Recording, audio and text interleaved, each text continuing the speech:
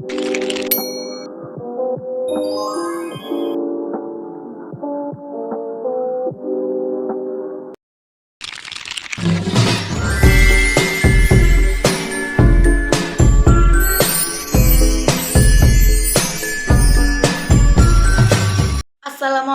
warahmatullahi wabarakatuh. Perkenalkan, nama saya Arna Sofiana dari Prodi MPI semester 2.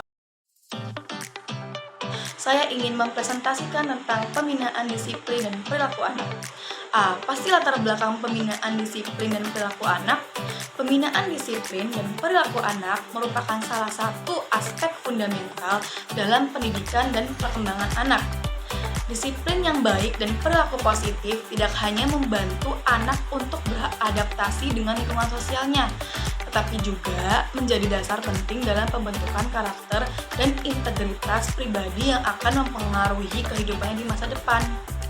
Pada era modern ini, berbagai tantangan dalam mendidik anak semakin kompleks, yaitu pengaruh teknologi, perubahan nilai-nilai sosial, serta dinamika keluarga yang beragam mempengaruhi bagaimana anak belajar dan berperilaku. Langsung saja ke pembahasan yaitu yang pertama, pengertian disiplin dan perilaku anak. Disiplin anak merujuk pada serangkaian tindakan dan pendekatan yang diterapkan yaitu oleh orang tua, guru, atau pengasuh untuk mengajarkan anak mengenai perilaku yang diharapkan, aturan, dan batasan dalam berbagai situasi.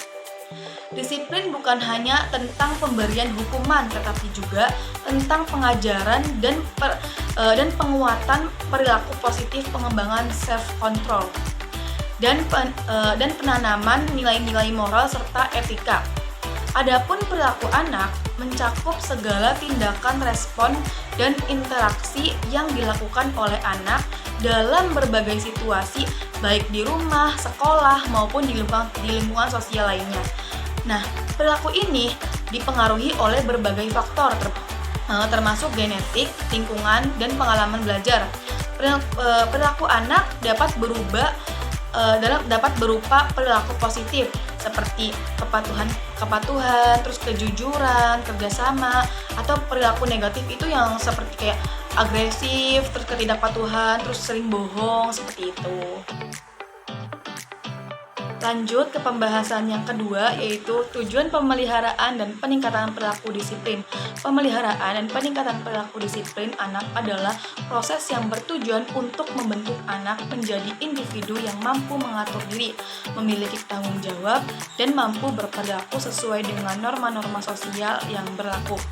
Tujuan utama dari pemeliharaan dan peningkatan perilaku disiplin yaitu yang pertama, pembentukan karakter yang baik. Nah, yaitu melalui disiplin. Nah, anak-anak belajar mengenai nilai-nilai seperti kejujuran, tanggung jawab, dan kerja keras. Nah, ini membantu dalam pembentukan karakter yang kuat dan positif. Yang kedua, pengembangan keterampilan sosial. Disiplin ini membantu anak-anak memahami dan mematuhi aturan-aturan yang ada dalam masyarakat, sehingga mereka dapat berinteraksi dengan baik dengan orang lain dan menghindari konflik sosial. Yang ketiga, pengendalian diri. Anak-anak belajar mengendalikan emosi dan dorongan mereka.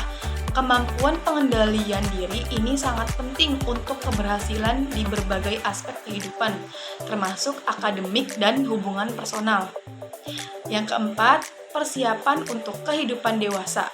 Disiplin ini mengajarkan anak-anak keterampilan yang akan mereka butuhkan dalam kehidupan dewasa, seperti manajemen waktu, tanggung jawab pribadi, dan kemampuan untuk bekerja sama dengan orang lain. Yang kelima, mencegah perilaku negatif. Nah, dengan disiplin dan konsisten, anak-anak dapat diarahkan untuk menghindari perilaku negatif seperti kenakalan remaja, penggunaan narkoba, dan tindakan kriminal. Nah, itulah tujuan dari perilaku disiplin. Lanjut ke pembahasan yang ketiga, yaitu penerapan hukuman dan hadiah bagi para peserta didik. Penerapan hukuman untuk peserta didik adalah tindakan yang dilakukan oleh pendidik atau pihak sekolah untuk memberikan sanksi kepada siswa yang melanggar aturan atau norma yang berlaku di lingkungan pendidikan. Hukuman ini harus memperhatikan prinsip-prinsip. Yang pertama yaitu adil dan konsisten. Hukuman harus diterapkan secara konsisten dan adil kepada semua siswa tanpa diskriminasi. Yang kedua yaitu proporsional. Hukuman harus sesuai dengan pelanggaran yang dilakukan. Hukuman yang berlebihan dapat merusak hubungan guru dan siswa serta menimbulkan rasa tidak adil. Yang ketiga, membangun kesadaran. Hukuman sebaiknya dirancang untuk membantu siswa memahami dampak dari perilaku mereka dan mendorong refleksi diri. Contoh, mengajak siswa mendiskusikan perbuatannya dan dampak terhadap orang lain. Yang keempat, restoratif. Hukuman yang mendidik harus memungkinkan siswa untuk memperbaiki kesalahan mereka. Misalnya, siswa yang merusak properti sekolah dapat diminta untuk membantu memperbaikinya. Yang kelima, emosional. Hukuman harus bertujuan untuk mengembangkan keterampilan sosial dan emosional siswa, seperti empati, pengendalian diri, dan kemampuan untuk memecahkan masalah secara damai. Yang keenam, mendorong perilaku positif. Alih-alih hanya fokus pada hukuman, penting juga untuk mengakui dan memberi penghargaan terhadap perilaku positif. Ini membantu membangun motivasi intrinsik untuk berperilaku baik. Yang ketujuh, komunikatif. Penting untuk menjelaskan kepada siswa mengapa hukuman diberikan dan apa yang diharapkan dari mereka di masa depan. Komunikasi yang jelas membantu siswa memahami aturan. Yang kedelapan, kolaboratif.